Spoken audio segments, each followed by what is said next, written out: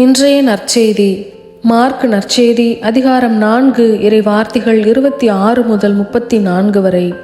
அக்காலத்தில் இயேசு கூட்டத்தை நோக்கி, இறை ஆட்சியை பின்வரும் நிகழ்ச்சிக்கு ஒப்பிடலாம். நிலத்தில் ஒருவர் விதைக்கிறார். அவர் எதுவும் செய்யாமலே நாள்கள் நகர்ந்து செல்கின்றன. அவருக்கு தெரியாமல் விதை முளைத்து வளர்கிறது.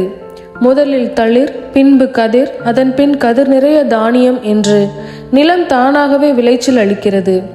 பயிர் விளைந்ததும் அவர் அரிவாளோடு புறப்படுகிறார், ஏனெனில் அறுவடை காலம் வந்துவிட்டது என்று கூறினார்.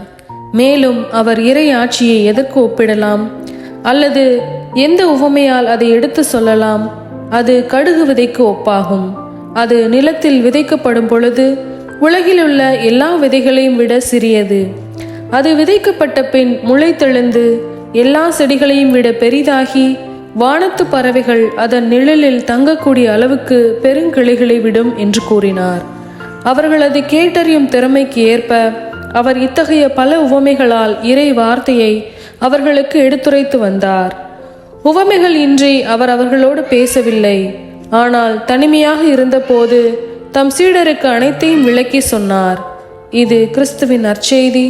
கிறிஸ்துவே உமக்கு புகழ்.